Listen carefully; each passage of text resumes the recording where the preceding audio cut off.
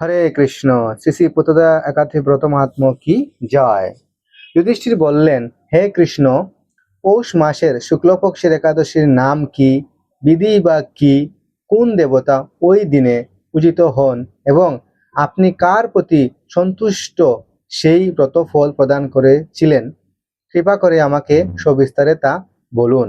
শ্রীকৃষ্ণ বললেন, হে রাজন, এই একাদশী পুত্রদা নামে প্রসিদ্ধ। সর্বপাপ বিনাশিনী ও কামদা এই একাদশীর অধিষ্ঠাত্রী দেবতা হলেন সিদ্ধিদাতা নারায়ণ। ত্রিলোকে এর মতো শ্রেষ্ঠ ব্রত নেই। এই ব্রতকারীকে নারায়ণ বিদ্যবান ও যশস্বী তুলেন। এখন আমার ব্রতের মাহাত্ম্য শ্রবণ করুন।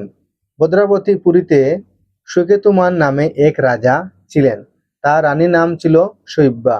রাজদম্পতি বেশ সুখেই দিন যাপন করেছিলেন।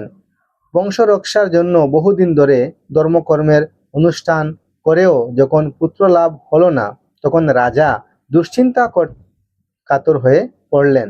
তাই সকল ঐশ্বর্যবান হয়েও পুত্রহীন রাজার মনে কোনো সুখ ছিল না। তিনি ভাবতেন, পুত্রহীনের জন্ম বৃথা ও গৃহশূন্য। পিতৃদেব মনুষ্যলোকের কাছে যে ঋণ শাস্ত্রে উল্লেখও আছে, তা পুত্র বিনা পরিশোধ হয় না। পুত্রবান জনের এই জগতে যশ লাভ ও উত্তম গতি লাভ হয় ও তাদের আয়ু, আরোগ্য, সম্পত্তি প্রভৃতি বিদ্যমান থাকে। নানা দুশ্চিন্তাগ্রস্ত রাজা আত্মহত্যা করবেন বলে স্থির করলেন, কিন্তু পরে বিচার করে দেখলেন আত্মহত্যা মহাপাপ। এর ফলে কেবল দেহের বিনাশ মাত্র হবে, কিন্তু আমার পুত্রহীনতা তো দূর হবে না। তারপর একদিন রাজা নিবিড় বনে গমন করলেন। বন ভ্রমণ করতে করতে দ্বিপ্রহর অতিক্রান্ত হলে রাজা ক্ষুধা তৃষ্ণায় কাতর হলেন। এদিক ওদিক জলাদির অনুসন্ধান করতে লাগলেন। তিনি চক্রবাক, রাজহংস এবং নানা রকম মাছে পরিপূর্ণ একটি মনোরম সরোবর দেখতে পেলেন। সরোবরের কাছে মুনিদের একটি আশ্রম ছিল। তিনি সেখানে উপস্থিত হলেন। সরোবরে তীরে মুনিগণ বেদ পাঠ করছিলেন। মুনিবৃন্দের শ্রীচরণে তিনি দণ্ডবত প্রণাম করলেন।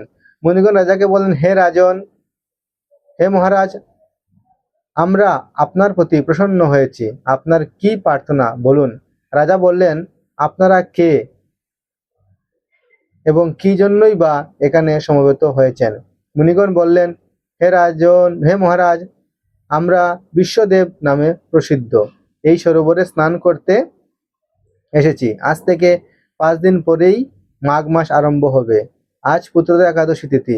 পুত্রদান করে বলেই এই একাদশী নাম পুত্রদা। তাদের কথা শুনে রাজা বললেন, হে মুনিবৃন্দ, আমি অপুত্রক, তাই পুত্র কামনায় অধীর হয়ে পড়েছি। এখন আপনাদের দেখে আমার হৃদয়ে আশার সঞ্চার হয়েছে। এ দুর্ভাগা পুত্রহীনের প্রতি অনুগ্রহ করে একটি পুত্র প্রদান করুন।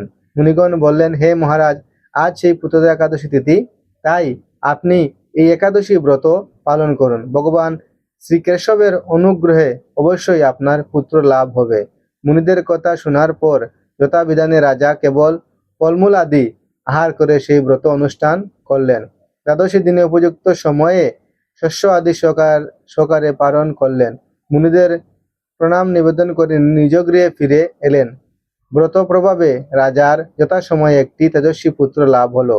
হে মহারাজ, এই ব্রত সকলেরই পালন করা কর্তব্য। মানব কল্যাণ কামনায় আপনার কাছে আমি এই ব্রতকথা বর্ণনা করলাম। নিষ্ঠা সহকারে যারা এই পুত্রদা একাদশী ব্রত পালন করবে, তারা পুত্র নামক নরক থেকে পরিত্রাণ লাভ করবে। এই ব্রতকথা শ্রবণ কীর্তনে অগ্নি অষ্টমী যজ্ঞের ফল পাওয়া যায়। ব্রহ্মাণ্ড পুরাণে এই মহাত্মা বর্ণনা করা